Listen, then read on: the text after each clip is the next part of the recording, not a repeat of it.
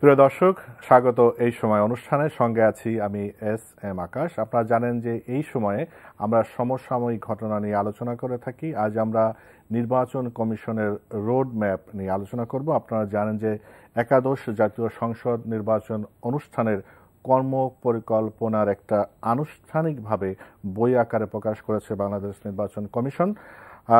আপনার জেনে ভালো লাগবে যে নির্বাচন কমিশন তাদের যে বইটা প্রকাশ করেছে সেখানে একটা সুন্দর কথা বলেছে যে দেশবাসী একটি গ্রহণযোগ্য নির্বাচনের জন্য অপেক্ষা করে আছে। আমরা সবাই সেই রকম একটা নির্বাচন চাই, গ্রহণযোগ্য নির্বাচন। এবং নির্বাচন কমিশন 7টি করণীয় বিষয় সামনে রেখে তাদের রোডম্যাপ প্রকাশ করেছে। আমরা এসব বিষয়ে আলোচনা করব। আলোচনা করার জন্য আমরা দুজন অতিথিকে আমাদের স্টুডিওতে আমন্ত্রণ জানিয়েছি। তাদের সাথে আপনাদের পরিচয় করে দিচ্ছি। আমাদের সাথে আছেন Shawkat Mahmud, vice chairman BNP, এবং আমাদের সাথে আছেন শফিউল আলম ভূঁইয়া, অধ্যাপক, টেলিভিশন, ফিল্ম ও ফটোগ্রাফি বিভাগ, ঢাকা বিশ্ববিদ্যালয়। আপনাদের দুজনকে স্বাগত জানাচ্ছি। আমার মনে হয় শফিউল আলম ভূঁইয়া, আপনি যদি আলোচনা শুরু করেন যে একাদশ জাতীয় সংসদ নির্বাচন অনুষ্ঠানের কর্ম পরিকল্পনা বেশ কয়েকদিন আগে নির্বাচন কমিশন বিভিন্নভাবে ঘোষণা করেছে। আজকে একটা পুস্তিকা আকারে একটা আনুষ্ঠানিকভাবে এটা ঘোষণা করলো। আপনি জানেন যে 7টি করণীয় কথা বলেছে।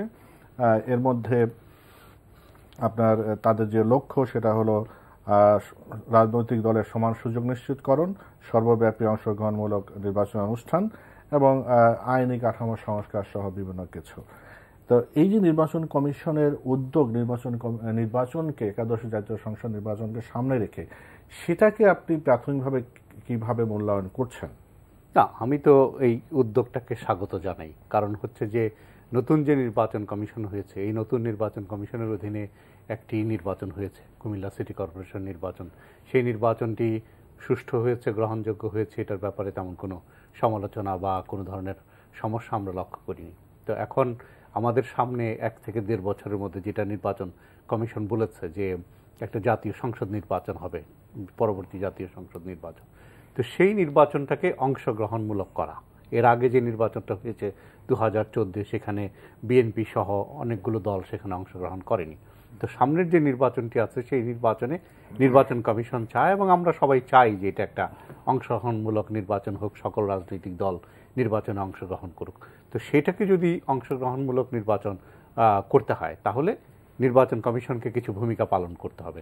তো সেক্ষেত্রে নির্বাচন কমিশন যে আজকে যে রোড ম্যাপটি দিয়েছে সেটা তারই একটা পদক্ষেপ, যে নির্বাচন কমিশন সক্রিয় আছে, তারা সকল রাজনৈতিক দলগুলোকে সম্পৃক্ত করতে চায়। আপনি যেমনটি বলেছেন যে নির্বাচন কমিশন যে বিষয়গুলো নিয়ে আলাপ করতে চায়, এর মধ্যে একটি গুরুত্বপূর্ণ বিষয় আছে, সেটা হলো নির্বাচন কমিশন কিন্তু রাজনৈতিক দলগুলোর সাথে ডায়ালগ করেই এই রোড ম্যাপটা বাস্তবায়ন করতে চায়। এখন ধরেন অনেক দিন ধরে বিএনপি সহ অনেক রাজনৈতিক দলের মধ্য থেকে একটা চাহিদা ছিল যে এই যে নির্বাচন সংক্রান্ত বিষয়গুলো নিয়ে ডায়ালগ করা। এর আগে কিছুদিন আগে নির্বাচন কমিশন সবাইকে ডেকেছিল, তো আবারও আলাপ আলোচনা করবে। এই যে আমাদের রাজনৈতিক পদ্ধতির মধ্যে এই যে ক্ষমতা হস্তান্তরের বা এই যে নির্বাচন অনুষ্ঠানের একটা গ্রহণযোগ্য পদ্ধতি, তো সেটা সারা দুনিয়াতেই নির্বাচন কমিশন নির্বাচনটা করে থাকে। তো আমাদের এখানে নির্বাচন কমিশন অনেক সময় ভালো নির্বাচন করেছে, অনেক সময় দুর্বল নির্বাচন করেছে, বা নির্বাচনী প্রক্রিয়াটা এখনো প্রাতিষ্ঠানিক রূপ পায়নি। তো সেক্ষেত্রে তারা যে উদ্যোগটা নিচ্ছে যে এই যে নির্বাচনী আইন সংস্কার করা, যে প্রয়োজন হলে নির্বাচন কমিশনের ক্ষমতা বাড়াতে গেলে বা নির্বাচন কমিশনকে যদি নির্বাচনকালীন সময়ে যথার্থভাবে ভূমিকা পালন করতে হয় তাহলে যদি আইন সংস্কার করতে হয় সেটা করা। তারপরে ধরেন এখানে আছে যে ওই যে সীমানা পুনর্নির্ধারণ করা, কোনো আপনার নির্বাচনী এলাকা বিশেষ করে পার্লামেন্টারি কনস্টিটিউয়েন্সিগুলোতে যদি অনেকগুলো বড় হয়ে থাকে বা জনসংখ্যার পুনর্বিন্যাস করা। তারপরে আপনার ধরেন এই যে নির্বাচনী আইনের যে সংস্কার, আমি এটাকে ইতিবাচকভাবে দেখতে চাই, কারণ আমি সবসময় আশাবাদী মানুষ। তা আমি একটু শওকত মাহমুদ, আপনি যদি একটু বলেন। আমি আপনাকে একটু জানিয়ে রাখি যে এই রোড ম্যাপ বা নির্বাচন অনুষ্ঠানের কর্ম পরিকল্পনা প্রকাশ করার পর বিএনপির যে মহাসচিব উনি বলেছেন যে নির্বাচনী যে তত্ত্বাবধায়ক সহায়ক সরকার যেটা বিএনপি ডিমান্ড করে আসছে সেটা একটা সুরাহা না হওয়া পর্যন্ত এই কল্পনা খুব একটা সমস্যা সংকটের সমাধান আনবে না, ওনার বক্তব্য এরকম একটা রিয়াকশন দিয়েছে। তো আপনি কিভাবে এটাকে মূল্যায়ন করেন? দেখুন, নির্বাচন কমিশন আজকে একাদশ সংসদ নির্বাচনের রোডম্যাপ প্রকাশ করেছে। আসলে প্রতিটি নির্বাচনের আগে নির্বাচন কমিশনের যে কাজগুলো করণীয় থাকে এই কাজগুলি তালিকায় তারা প্রকাশ করেছে, যেটা ডিলিমিটেশন, সীমানা পুনর্বিন্যাস, ভোটার তালিকা হালনাগাদ করা, এই কাজগুলোর কথাই বলে, যেগুলো প্রতিটি নির্বাচন কমিশনই কিন্তু অতীতে নির্বাচনের আগে এই কাজগুলো করেছে। যেহেতু এই নির্বাচন কমিশনকে নিয়ে প্রথম থেকে একটি বিতর্ক দেখা দিয়েছে এবং এটি একটি বিতর্কিত নির্বাচন কমিশন, যেহেতু সার্চ কমিটির কত নম্বর মানে ক্রম থেকে এই প্রধান নির্বাচন কমিশনারকে নিয়োগ করা হয়েছে, এ নিয়ে অনেক বিতর্ক আছে এবং বিএনপির পক্ষ থেকে এই কথা বলা হয়েছে। সেহেতু এই নির্বাচন কমিশনের একটা বাড়তি দায় হচ্ছে যে নির্বাচন কমিশন আগেভাগেই থেকে নির্বাচনকে পরিচালনার ক্ষেত্রে তারা একটা সুনীতির পরিচয় দেবে, সেই বোধ থেকেই কিন্তু তারা এই রোডম্যাপটা প্রকাশ করেছে। এই কিন্তু রোডম্যাপ প্রকাশ করা ছাড়াও এই কাজগুলো কিন্তু আগে নির্বাচন কমিশনও রুটিন কাজগুলো করেছে। এখন এই রোডম্যাপে প্রকাশের মধ্য দিয়ে তারা যে কথাটা বলেছে, তারা একটি গ্রহণযোগ্য নির্বাচন করাতে চায়, অন্তর্ভুক্তিমূলক সব দলের অংশগ্রহণের মধ্য দিয়ে একটি নির্বাচন করতে চায় এবং অতীতের যে নির্বাচনগুলো হয়েছে সেরকম নির্বাচন করতে চায় না তারা। কিন্তু তাদের এই উপলব্ধির বাস্তবায়নটা নির্ভর করে সরকারের উপরে। কারণ ইতিমধ্যেই রাজনৈতিক দলগুলো, বিশেষ করে ২০ দলীয় জোটের পক্ষ থেকে বলা হয়েছে যে প্রধানমন্ত্রী শেখ হাসিনার অধীনে তারা নির্বাচনে যাবে না, নির্বাচনে সব তাদের দল অংশ নেবে না এবং জনগণও ভোটে অংশ নেবে না, এই কথাগুলো তারা বলেছে। এখন বিএনপি মহাসচিব যে কথাটি বলেছেন যে নির্বাচনকালীন সহায়ক সরকার ছাড়া এই রোডম্যাপ বাস্তবায়ন সম্ভব নয়, সেটির মূল কথা হচ্ছে যে আপনি নির্বাচন কমিশন মূলত নির্বাচনের সময় নির্বাহী কর্তৃপক্ষের নির্বাহী বিভাগ যেটা আছে সরকার, তাদের সহায়তা ছাড়া তারা নির্বাচন করতে পারে না। এটা সংবিধানে স্পষ্ট নির্দেশনা রয়েছে যে নির্বাহী কর্তৃপক্ষ সহযোগিতা চাইলে তারা সহযোগিতা করবে। যদিও অতীতে এই ধরনের সহযোগিতার ব্যত্যয় ঘটানো হয়েছিল, বিশেষ করে নারায়ণগঞ্জ সিটি কর্পোরেশন ইলেকশনে একবার নির্বাচন কমিশন সেনা মোতায়েন চেয়েও সরকারের কাছ থেকে সাড়া পায়নি, সেগুলো সেনা মোতায়েন সম্ভব হয়নি। কিন্তু সহায়ক সরকার ছাড়া যে কথাটা বিএনপি বলতে চায় যে শেখ হাসিনার অধীনে নির্বাচনের আগের নির্বাচনগুলোর ক্ষেত্রে যে ধরনের কুনজির তৈরি হয়েছে এবং নির্বাচন ব্যবস্থা মোটামুটি একটা বিপর্যস্ত অবস্থার মধ্য দিয়ে এগিয়েছে, আমরা সেটার অবসান চাই। এখন সহায়ক সরকার না হলে আপনি কিভাবে সহযোগিতা করবেন? যেমন নির্বাচন কমিশন বলছে যে তারা আইন সংস্কার করবে। এখন আইন সংস্কারের ক্ষেত্রে তারা যেটা প্রস্তাব করবে, সংসদে সেই আইন পাশ করবে সরকার। দ্বিতীয়ত, সকল রাজনৈতিক দলের অংশগ্রহণ নিশ্চিত করার বিষয়টি কিন্তু নির্বাচন কমিশনের আওতার মধ্যে পড়ে না। নির্বাচন কমিশন আহ্বান জানাতে পারে, কিন্তু এর বাস্তবায়ন, যেটা রাজনৈতিক সংকট জমাট হয়ে আছে, সেই জমাট খোলার জন্য সরকারের পক্ষ থেকে একটা উদ্যোগের প্রয়োজন হবে। এবং বিরোধী দল যেহেতু বলছে যে নির্বাচনকালীন সহায়ক সরকার দরকার, সেই কারণে তারা এটা করবে। এবং শুধুমাত্র নির্বাচনের তফসিল ঘোষণার পর থেকে নির্বাচন কমিশন নির্বাচন পরিচালনার ক্ষেত্রে একটা সক্রিয় কাজ করে, আইনগুলো বাস্তবায়ন করার চেষ্টা করে। এবং নির্বাচন কমিশন মূলত নির্ভর করে প্রশাসনের উপরে, যে রিটার্নিং অফিসার করা হয় জেলা প্রশাসকদেরকে, এবং জেলা প্রশাসকদের যদিও এই ৩ মাস তার অধীনে থাকে, কিন্তু জেলা প্রশাসকদের আমরা দেখেছি যে তারা সরকারের উচ্চ পর্যায়ের নির্দেশেই তারা কাজগুলো করে। এবং রিটার্নিং অফিসার যেই ফলাফল ঘোষণা করবেন, সেই ফলাফল নির্বাচন কমিশন ঘোষণা করতে বাধ্য। এর অর্থ হচ্ছে নির্বাচন কমিশন একটা পোস্ট অফিসের মতো কাজ করে। তো যেখানে প্রতিটি ক্ষেত্রে নির্বাচন কমিশনের নিজস্ব জনবল থাকার পরেও নির্বাচন কমিশনকে প্রশাসন বিভাগ, পুলিশের উপর নির্ভর করতে হয়। আমরা দেখেছি কুমিল্লা সিটি কর্পোরেশন নির্বাচন কমিশনের কাজ এবং সরকারের নির্বাহী বিভাগ, যারা পুলিশ সরাসরি যে কাজগুলো করেছে, কেন্দ্রে তারা নিজেরাই আক্রমণ করেছে এবং যারা ভোট কেন্দ্র দখল করতে গেছে সরকার শাসক দলের, তাদেরকে সহায়তা করেছে। এটা আমার চোখের সামনে, আমি কুমিল্লা সিটি কর্পোরেশন নির্বাচনে ছিলাম। তো সেই ক্ষেত্রে মহাসচিব যে কথাটা বলেছেন, সহায়ক সরকার ছাড়া এই রোডম্যাপ বাস্তবায়ন করা বা নির্বাচন অনুষ্ঠান করা সম্ভব নয়। মানে আপনাদের স্ট্যান্ডটা, মানে বিএনপি স্ট্যান্ড হচ্ছে এটা সহায়ক সরকার। জনাব ডক্টর ভূঁইয়া, আপনি যদি একটু বলেন যে এই বিএনপির পক্ষ থেকে আমরা এর আগে দেখেছি 2014 সালে যে নির্বাচন, তার আগে তত্ত্বাবধায়ক সরকার দাবি ছিল, এখন তারা সহায়ক সরকার, নির্বাচনকারী সহায়ক সরকারের কথা বলছে। কিন্তু আমরা এর আগে দেখেছি যে এই একটা ইস্যুতে, যেমন আমরা 14 সালে নির্বাচন একটা বিতর্কিত অবস্থা আমরা দেখেছি, বিতর্কিত অবস্থান হয়েছে। আমরা সেখানে সব দল নির্বাচন অংশগ্রহণ করেনি। এবার একটা ডিম্যান্ড তৈরি হয়েছে, সরকার দলের পক্ষ থেকে বলা হচ্ছে, সবাই বলছে যে সব দল অংশগ্রহণ করা দরকার, কিন্তু ওই একই জায়গায় কিন্তু সমস্যাটা রয়ে গেছে যে নির্বাচনকালীন সরকার কিভাবে হবে, যদিও সংবিধানে একটা বলা আছে। কিন্তু এটা তো একটা রাজনৈতিক সংকট, এটা নির্বাচন কমিশনের তো তাদের যে দায়িত্ব তারা পালন করছে, কিন্তু এটা রাজনৈতিক সংকটটা কিভাবে সমাধান হতে পারে? এখানে ধরেন রাজনীতিতে বা ইভেন কূটনীতিতে দুইটা বিষয় আছে, একটা হচ্ছে রিয়ালিস্টিক আর একটা হচ্ছে আইডিয়ালিস্টিক। তো এখন আমরা যদি রিয়ালিস্টিক হই, বাস্তববাদী হলে বিএনপির একটা ডিমান্ড আছে, আওয়ামী লীগ সরকারি দল তাদেরও কিন্তু একটা চিন্তা চেতনা আছে। তো কোনো সমাধান হতে গেলে দুই পক্ষকে এক জায়গায় আসতে হবে। এখন বিএনপি যদি তার মতো করে ডিমান্ড করতে থাকে এবং সে যদি মনে করে যে ওই ডিমান্ড ফুলফিল না হলে সে নির্বাচনে যাবে না, তাহলে আওয়ামী লীগও তার ডিমান্ডে স্থির থাকবে। তো দুই পক্ষকেই একটু বিএনপি কিন্তু এর আগে খন্দকার মোশাররফ হোসেন বলছে যে আমরা নির্বাচনকালীন সহায়ক সরকার প্রস্তাব দিব এবং একাধিক অপশন থাকবে এবং এটা আলোচনার সুযোগ থাকবে, যে আমরা কোনো রিজিড অবস্থায় থাকবো না, যে যাতে এটা সমাধান হয়। হ্যাঁ, ওইটাই হচ্ছে মূল কথা। সেটাই আমি বলছিলাম যে দুই পক্ষকেই একটা জায়গায় আসতে হবে। কারণ তারপরে সর্বোপরি আমাদেরকে যেটা মনে রাখতে হবে, এখন সংবিধানে যেইভাবে আছে, সংবিধানের আলোকেই তো নির্বাচনটা করতে হবে।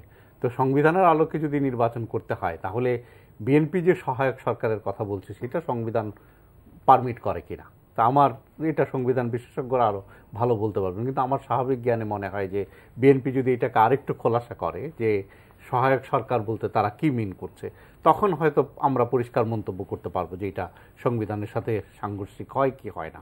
তো এখন আমাদের মূল লক্ষ্যটা কি হওয়া উচিত, যে রাজনৈতিক দলগুলোর এবং যারা রাজনীতি বিশ্লেষণ করেন বা সাধারণ নাগরিক, তাদের লক্ষ্যটা হওয়া উচিত হচ্ছে আমরা একটা অংশগ্রহণমূলক সুষ্ঠু নিরপেক্ষ নির্বাচন চাই। তো সেইটাকে যদি করতে হয়, সেটাকে যেই নির্বাচন কমিশনকে শক্তিশালী করে যদি সেটা করা যায়, সেটা হচ্ছে সবচেয়ে ভালো পন্থা। তো কারণ হচ্ছে যে এই যে আপনি তত্ত্বাবধায়ক সরকারের কথা বললেন, আমরা যদি ইতিহাসে ফিরি তাহলে কিন্তু তত্ত্বাবধায়ক সরকারকে একেবারে মানে বিতর্কিত করার ক্ষেত্রে বিএনপির ভূমিকাটাই সবচেয়ে বেশি। আপনি বিএনপির প্রথম টার্মে বিএনপি যখন ক্ষমতা তত্ত্বাবধায়ক সরকারের অধীনে নির্বাচন হওয়ার কথা, সেখানে আওয়ামী লীগকে আন্দোলন করে তত্ত্বাবধায়ক সরকারের অধীনে নির্বাচনের ব্যবস্থা করতে হয়েছে। কিন্তু আওয়ামী লীগ কিন্তু ক্ষমতায় এসে 2001-এ আওয়ামী লীগ কিন্তু স্বেচ্ছায় ক্ষমতা ছেড়ে দিয়েছে, বা তত্ত্বাবধায়ক সরকারের অধীনে নির্বাচন হয়েছে, আওয়ামী লীগ হেরে গিয়েছে, বিএনপি ক্ষমতায় এসেছে। আবার 2006-এ কিন্তু বিএনপি একইভাবে তত্ত্বাবধায়ক সরকারকে ভুলুণ্ঠিত করেছে, নিজেদের রাষ্ট্রপতিকে তত্ত্বাবধায়ক সরকারের প্রধান করে। তারপরে আমরা জানি তারপরে আওয়ামী লীগ যেটা করেছে, হ্যাঁ আমি শেষ করে বলছি, আমরা সামনের দিকে ইতিহাসের কথা বলতে তো অনেক কথা আসে, আমরা এখন সামনের দিকে না সেটাতে আমি আসছি। আমি এই কারণে এটা উল্লেখ করলাম যে আমাদেরকে ওই যে আমি রিয়ালিজম বলেছি, যে দুই পক্ষেরই একটা কমন জায়গায় আসতে হবে। দুই পক্ষই যদি চায় যে নির্বাচনটা নিরপেক্ষ হোক, সুষ্ঠু হোক, তাহলে একটা জায়গায় তারা আসবে, কেউ কোথাও রিজিড থাকবে না। তো এই যে রিজিড যদি না থাকে তাহলে সমাধান সম্ভব। রাজনীতিবিদরা নিজেদের মধ্যে আলাপ আলোচনা করলে সেক্ষেত্রে এই যে নির্বাচন কমিশনের উদ্যোগটা গুরুত্বপূর্ণ, যে তারা ডায়ালগ করবে, প্রয়োজনে যে দুই পক্ষের সাথে আলাপ করবে। হয়তো হু নোজ, হয়তো দেখা যায় যে একসময় নির্বাচন কমিশন সবাইকে নিয়ে এক টেবিলে বসেছে, কারণ আমাদের আলোচনার পরিবেশ তৈরি হলে সমাধান হতে পারে বলে আপনি মনে করছেন।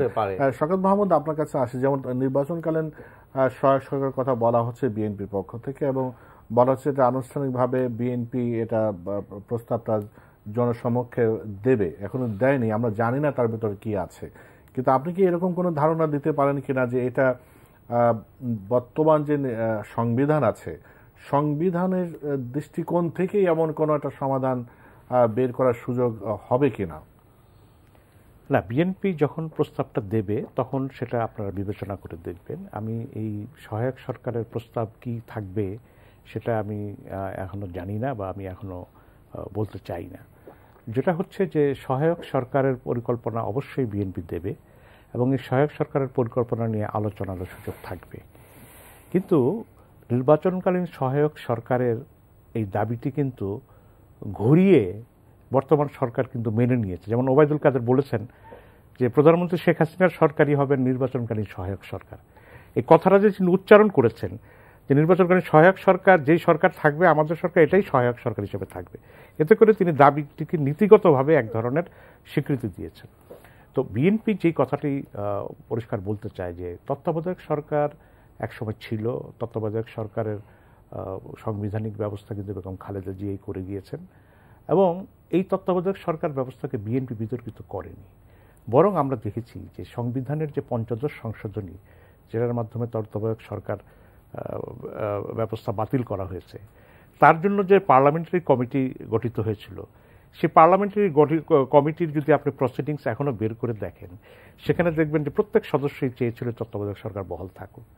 শুধুমাত্র যেদিন প্রধানমন্ত্রীর সঙ্গে তারা মিটিংটি করেন, সেই মিটিং করার পরে তারা এই ব্যবস্থাটিকে বাতিল করে দেন বা বাতিল করে দিতে বাধ্য হন। এবং সমস্ত দেশের সমস্ত আইনবিদ, সুশীল সমাজ সবাই কিন্তু পার্লামেন্টারি কমিটির সামনে গিয়ে বলেছিল এটি বহাল থাকুক। আমি এই কারণে কথাটা বলছি, ইতিহাসের আমরা ওই জায়গায় যদি আমি কথাটা এই কারণে বলছি না, আমি কিন্তু ওনার কথার কিন্তু কোনো আমি কিন্তু ওই সময় কোনো ধরনের কোনো কথা বলছেন না, আমি কথা বলি নাই, আমি কোনো কথা বলিনি। বলবেন, হ্যাঁ আপনি প্লিজ, আপনি আপনার সময় কথা বলবেন। এবং যেই আদালতের রায়ে তত্ত্বাবধায়ক সরকার ব্যবস্থা বাতিল হয়েছে, শর্ট জাজমেন্ট, পূর্ণাঙ্গ রায় প্রকাশিত হওয়ার আগেই তারা পার্লামেন্টে বিল করে তারা এটি বাতিল করেছে। অতএব কে বাতিল করেছে, কে বিপর্যস্ত করেছে, এই প্রশ্নের জবাব জনগণ জানে। আমি যে কথাটি বলতে চাই সেটি হচ্ছে যে সহায়ক সরকার ছাড়া সুষ্ঠু নির্বাচন করা সম্ভব নয়। আমি আপনাকে একটি উদাহরণ দিই। যেমন আমি কুমিল্লা 5 নির্বাচনী এলাকায় আমার দলের পক্ষ থেকে সাংগঠনিক সমন্বয়কারী। নির্বাচন হবার কথা রয়েছে ডিসেম্বরে, 18 ডিসেম্বর কি কথা বলছে, কিন্তু নির্বাচন কমিশন যে রোডম্যাপ প্রকাশ করেছে, প্রধানমন্ত্রীর এখতিয়ার যে কোনো সময় সংসদ ভেঙে নির্বাচন বা নির্বাচনের তফসিল ঘোষণা করতে পারেন। সেটি রোডম্যাপের সঙ্গে এটা মানে সাংঘর্ষিক হতে পারে, যে রোডম্যাপ বাস্তবায়ন হওয়ার আগেই এই মানে সময়সূচির আগেই কিন্তু এটা হতে পারে। সহায়ক সরকারের কনসেপ্ট এই কারণে যে আমরা এই যেমন আমার নির্বাচনী এলাকায় আমার একটা অঙ্গ সংগঠন, একটা কর্মী সভা পর্যন্ত আমি করতে পারি না, যেটা করতে গেলে পুলিশ এসে বাধা দেয়, বলে যে এটা করা যাবে না, ব্যানার খুলে নিয়ে যায়, লোককে গ্রেপ্তার করে। তো একটি নির্বাচন মানে কিন্তু শুধুমাত্র 3 মাসের একটা আনুষ্ঠানিকতা নয়। নির্বাচনের জন্য যে মুক্ত রাজনৈতিক তৎপরতা এবং জনগণের কাছে আমার বক্তব্য পৌঁছে দেওয়ার যে সুযোগ থাকা উচিত, সেই সুযোগটি তো এখন নেই। সরকার সমাবেশ করতে দেয় না, সরকার একটা কমিউনিটি সেন্টারও একটা মিটিং করতে দিচ্ছে না। সেই ক্ষেত্রে আমরা এইভাবে কিভাবে একটা মুক্ত নির্বাচনের দিকে বা একটা সুষ্ঠু নির্বাচনের দিকে এগোবো? সেই কারণেই সহায়ক সরকার থাকলে প্রতিটি রাজনৈতিক দলের যে লেভেল প্লেইং ফিল্ডের কথা বলা হচ্ছে, এটা 3 মাসের জন্য নির্বাচন কমিশন সহায়ক সরকার আসলে তো 3 মাসের জন্যই আসবে না। 3 মাসের জন্য এলেও আপনি আজকে যদি একটা সমঝোতা হয়, যে সমঝোতার মধ্য দিয়ে একটা সহায়ক সরকার আসবে, তখন থেকেই কিন্তু সব রাজনৈতিক দলই একটা লেভেল প্লেইং ফিল্ডে অংশ নেওয়ার সুযোগ পাবে।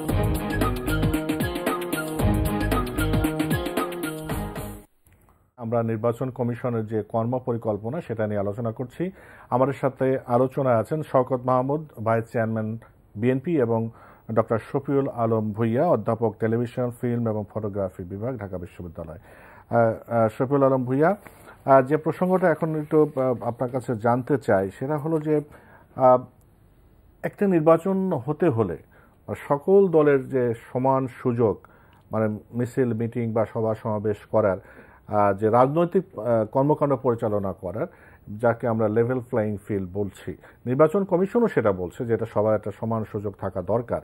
কিন্তু নির্বাচন কমিশনের পক্ষ থেকে বলা হচ্ছে যে যতক্ষণ না তফসিল ঘোষণা করা হচ্ছে ততক্ষণ তারা সেই এখতিয়ারটা তাদের হচ্ছে না।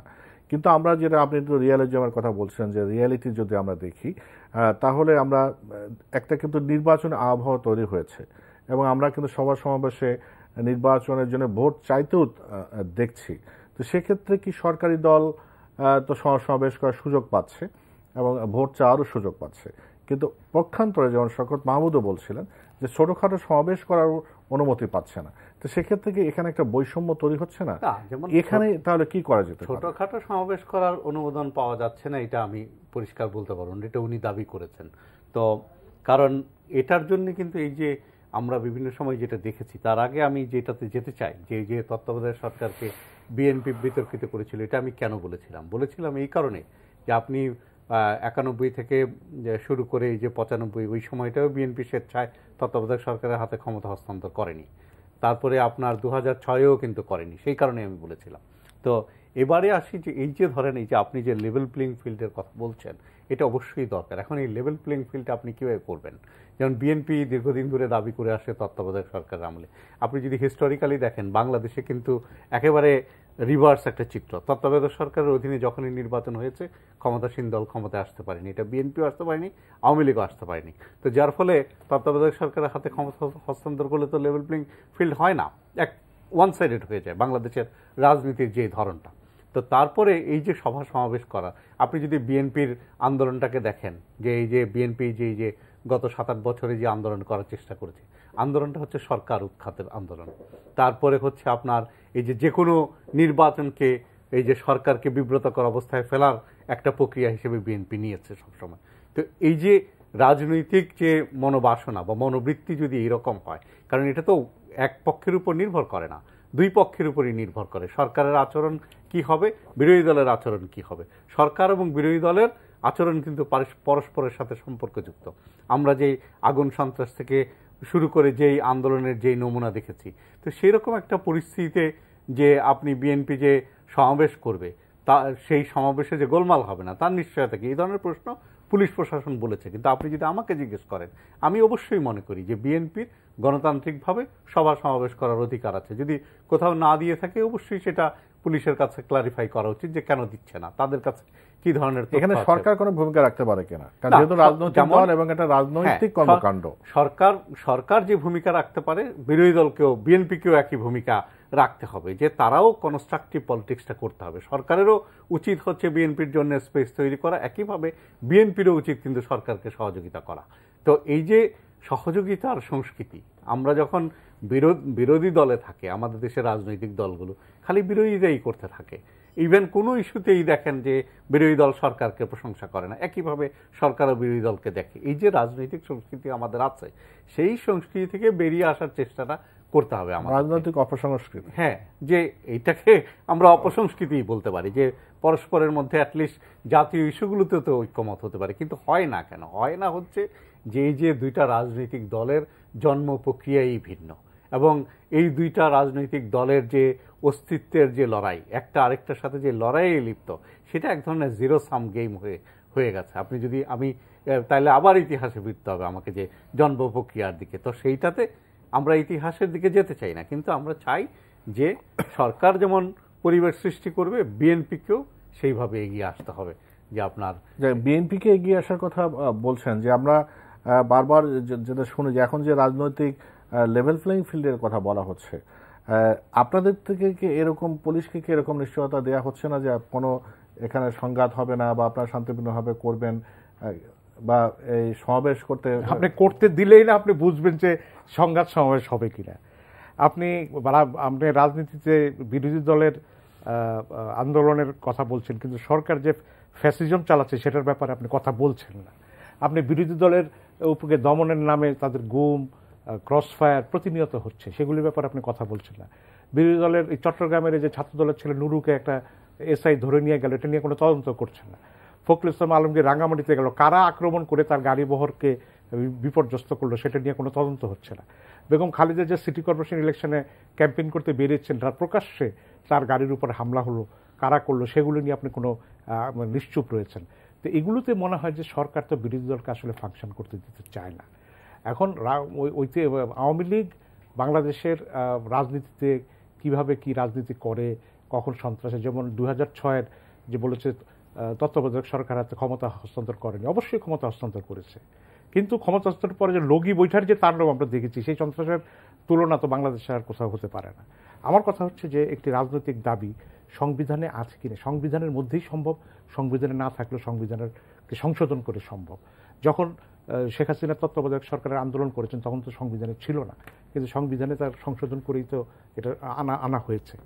তো এটা সংবিধানই এটা করা, সরকারের সদিচ্ছা থাকলে এটা করা যেতে পারে। কিন্তু সরকার যদি মনে করে আমি নির্বাচনের আগে যতদূর পারি বিরোধী দলকে আমি গ্রেপ্তার করব, মিথ্যা মামলা দেব, জেলখানায় রাখবো, ক্রসফায়ার করব, আর 3 মাসে হঠাৎ নির্বাচন কমিশন এসে একটা লেভেল প্লেইং ফিল্ড করে দিবে, সেই লেভেল প্লেইং ফিল্ডে অংশগ্রহণ করার মতো তো আমার অবস্থা নাও থাকতে পারে। আমার কথা হচ্ছে যে আলোচনার মধ্য দিয়ে করুক, কিন্তু আওয়ামী লীগ এটা সরকার এটা বারবার প্রমাণ করেছে যে তারা বাংলাদেশের নির্বাচন ব্যবস্থাকে তাদের মতো করে দেখতে চায়। এখন তত্ত্বাবধায়ক সরকার প্রতিষ্ঠিত হলে দেখা যায় যে ক্ষমতাসীন দল পরাজিত হয়।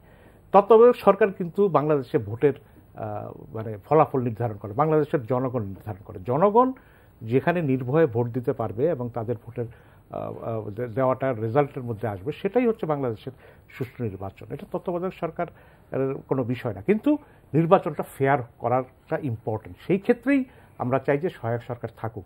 সংবিধানে আজকে সংবিধানের এই সংশোধনী যেটা হয়েছে, এই সংশোধনী তো আমি ব্যক্তিগতভাবে মানি না, আমরাও মানি না। এবং এই সংশোধনীর মাধ্যমে যেহেতু বাংলাদেশে একটা নিরপেক্ষ নির্বাচনের একটা সিস্টেম দাঁড় করানো হয়েছে, যেখানে আপিল বিভাগ নিজেও বলেছে যে আরও 2টি মেয়াদে এই তত্ত্বাবধায়ক সরকারের অধীনে নির্বাচন করা যায়। তো আপিল বিভাগের এই মতামতের মূল্য কী রইল? আমার কথা হচ্ছে যে রাজনৈতিক দলগুলো ঠিক আছে, একটা পর্যায়ে এসে তারা সিদ্ধান্ত নিতে পারে যে হ্যাঁ, আমরা এই পর্যন্ত আমরা এই তত্ত্বাবধায়ক সরকার বা সহায়ক সরকারের অধীনে নির্বাচন করব, তারপরে আমরা সুষ্ঠু গণতন্ত্র ফিরে যাব। বাংলাদেশের গণতন্ত্রে ইনস্টিটিউশনাল ফ্রিডম আপনি কোনো জায়গায় দেখাতে পারবেন না, বিশেষ করে এই সরকারের আমলে। সেখানে নির্বাচন কমিশন হঠাৎ করে একটা ইনস্টিটিউশনালি এমন ফ্রিডম এনজয় করবে, তারা সর্বক্ষমতার অধিকারী হয়ে যাবে, এটা তো ভাবা যায় না। আরেকটি বিষয় আছে, যেমন নির্বাচনকালে সেনা মোতায়েনের বিষয়টি। এটা এই 111-এর তত্ত্বাবধায়ক সরকার একটা এসআরও জারি করে গিয়েছিল যে নির্বাচনকালে সেনা মোতায়েনের বিষয়ে সিদ্ধান্ত দেবেন যিনি প্রধান উপদেষ্টা বা প্রধানমন্ত্রী যিনি থাকবেন। তাহলে এটা তো সংবিধানের বিধানের সঙ্গে সাংঘর্ষিক, এটা কিন্তু আড়ালে রয়ে আছে। তারপরে জাতীয় সংসদকে বহাল রেখে নির্বাচন হবে কি না সেই, কারণ পৃথিবীর কোথাও জাতীয় মানে পার্লামেন্ট এক্সিস্ট করছে, পার্লামেন্টকে ভেঙে দিয়ে নির্বাচন হয়, সেটাও একটা বিষয় যে নির্বাচন হলো পার্লামেন্টের মেম্বার ও পার্লামেন্টের মেম্বার রয়ে গেছেন। সেই সব কিছুই আপনাকে বিবেচনা করতে হবে। জি, এই যে প্রসঙ্গগুলো বললেন, একটা আমরা যদি সেনাবাহিনী প্রসঙ্গটা তুলি, যে সেনাবাহিনী কিভাবে মোতায়েন হতে পারে নির্বাচনের সময়।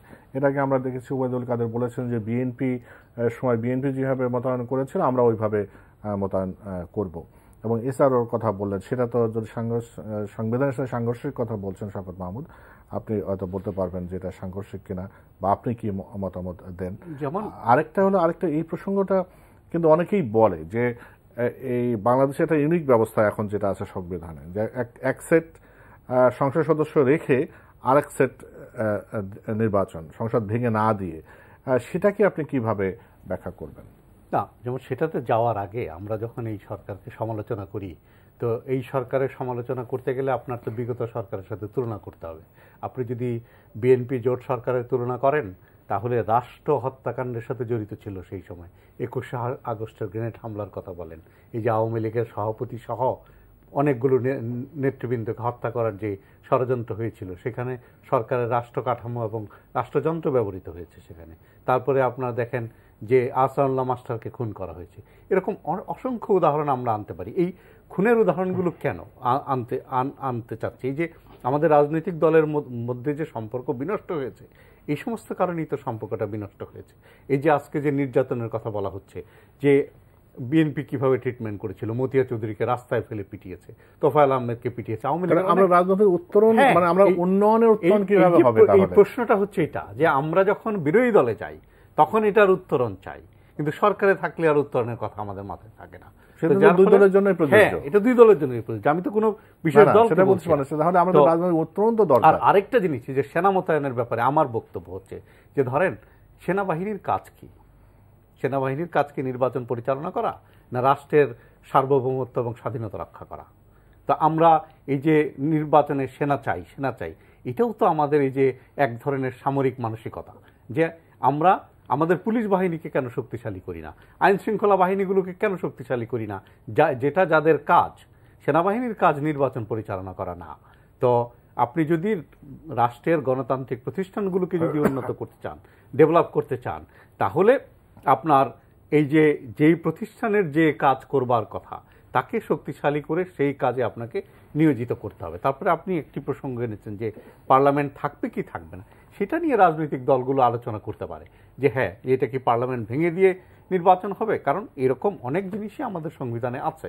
তো সেইগুলো তো আমাদের রাজনৈতিক দলগুলোর আলাপ আলোচনা করে ডায়ালগ করে সেই রাজনৈতিক দলের সদিচ্ছায় আপনি দেখতে পাচ্ছেন কিনা? আমি আসলে যে এই সমাধানগুলোর ব্যাপারে ওই যে আমি বললাম যে আমাদের রাজনৈতিক দলগুলোর মধ্যে দ্বন্দ্বটা এমন চরমে, এবং সেই দ্বন্দ্বের প্রকার আমরা দেখেছি। এই দ্বন্দ্বের সূত্রপাত হয়েছে কিভাবে? সূত্রপাত হয়েছে তো 1975 সালে জাতির জনককে সপরিবারে হত্যার মধ্য দিয়ে। এই যে হত্যার রাজনীতি যে শুরু হয়েছে, সামরিক শাসনের যে যাত্রা হয়েছে, এগুলি তো গণতন্ত্রের পথকে বিনষ্ট করেছে এবং কণ্টকাকীর্ণ করেছে।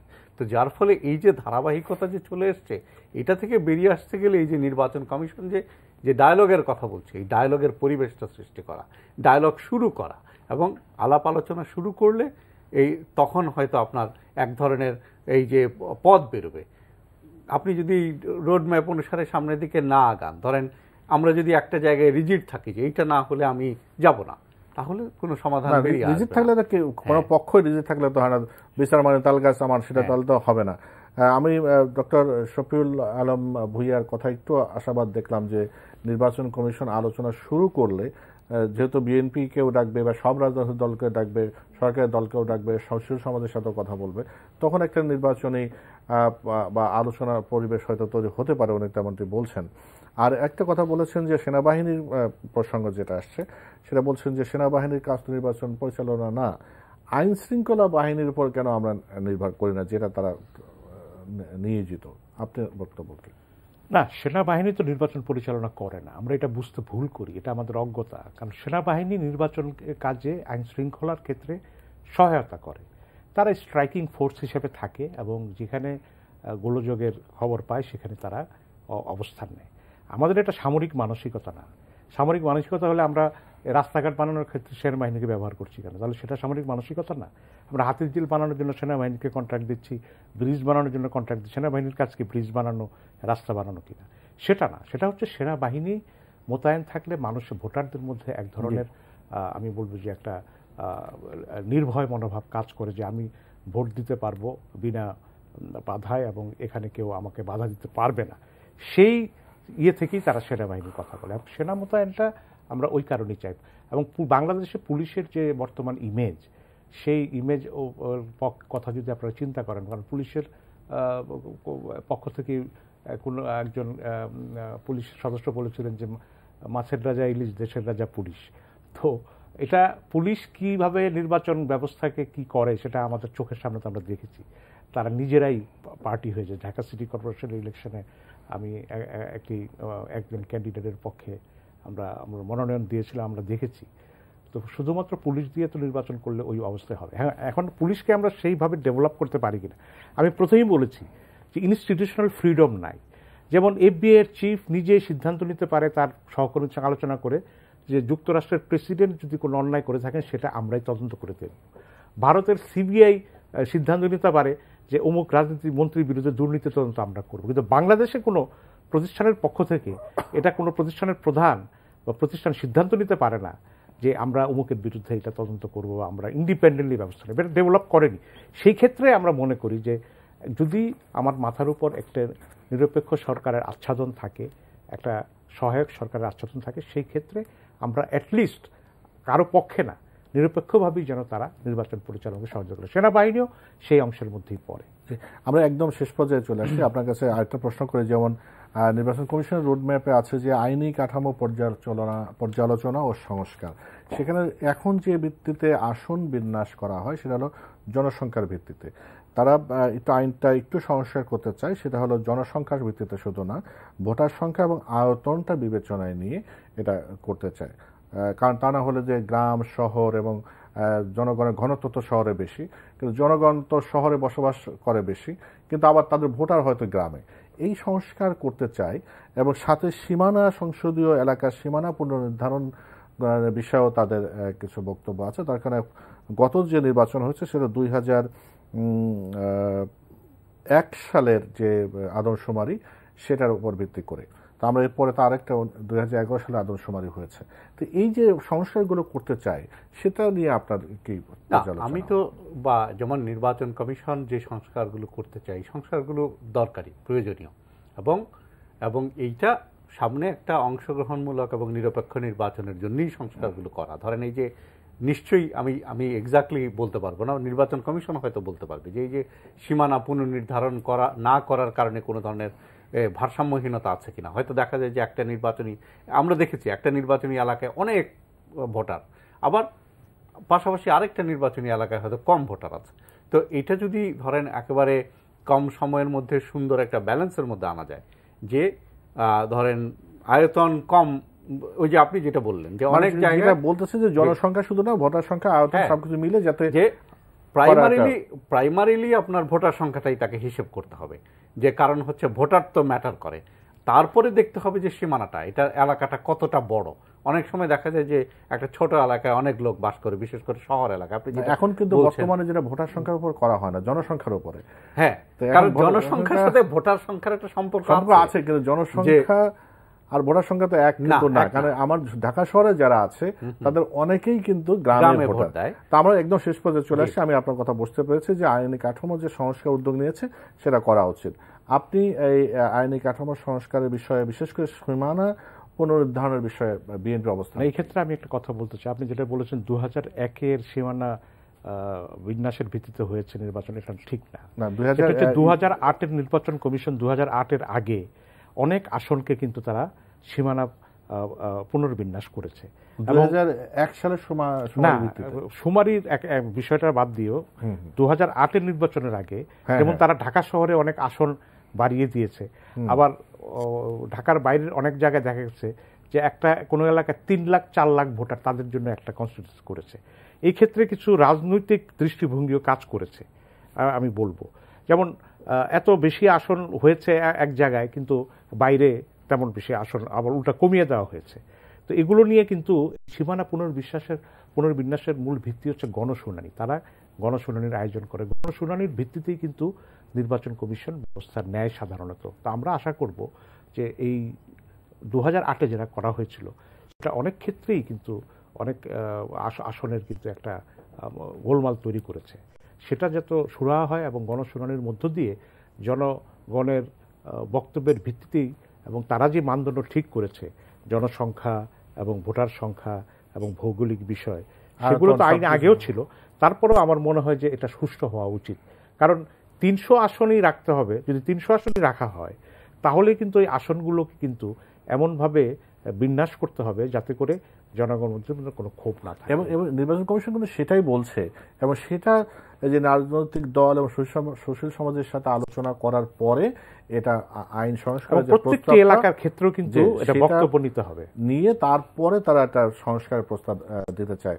আমরা তো একদম শেষ পর্যায়ে যদি এক বাক্য করে বলেন, জাস্ট এক বাক্য করে, সেটা হলো যে 2000 গত নির্বাচনের কথা যদি বলি, এখন আমরা একটা গ্রহণযোগ্য নির্বাচন করতে চাচ্ছি। তো সেক্ষেত্রে এই সহায়ক সরকার নির্বাচন, মানে নির্বাচন সহায়ক সরকার নিয়ে একটা বড় বাধা। আমি ডক্টর শফিউল আলমের কথায় বারবার আমি যেটা আশাবাদটা পাচ্ছি সেটা হলো নির্বাচন কমিশন যেহেতু উদ্যোগ নিয়েছে আলোচনা, সেখানে একটা সমাধান হতে পারে। আপনি কি সেই না, নির্বাচন কমিশনের উদ্যোগের মধ্য দিয়ে এই রাজনৈতিক সংকটের সমাধান হবে না। আমি যেটা মনে করি যে শেখ হাসিনার একটা সদিচ্ছা দেখাবেন যে তিনি ও তার সরকারের পদত্যাগ এবং সংসদ ভেঙে দেওয়ার মধ্য দিয়ে একটি নির্বাচনকালীন সহায়ক সরকার গঠনের পদক্ষেপ তিনি নেবেন। এর মধ্য দিয়ে কিন্তু সুষ্ঠু নির্বাচন। আপনার প্রত্যাশা? আমার প্রত্যাশা হলো যে সমাধানটা হবে দুই পক্ষের আলোচনার ভিত্তিতেই সমাধানটা হওয়া উচিত, এবং সেক্ষেত্রে কারোর একপাক্ষিক ডিমান্ডের ভিত্তিতে সমাধানটা হবে না আসলে। কিন্তু আমি চাই যে নির্বাচন কমিশন দুই পক্ষের মধ্যে আলোচনার সূত্রপাতটা করুক এবং একটা সুষ্ঠু এবং নিরপেক্ষ নির্বাচনের লক্ষ্যে কাজ এবং গ্রহণযোগ্য নির্বাচন যাতে হয় সেই লক্ষ্যে আমরা সেই প্রত্যাশা করি। সামনে রোডম্যাপ ঘোষণা হয়েছে, রোডম্যাপ ধরে এবং বড় দুটো রাজনৈতিক দলের মধ্যে আলোচনার ভিত্তিতে সব দলের অংশগ্রহণে গ্রহণযোগ্য নির্বাচন হোক আগামী দিনে, সেই প্রত্যাশা রেখে শেষ করছি। আপনারা সবাই ভালো থাকবেন।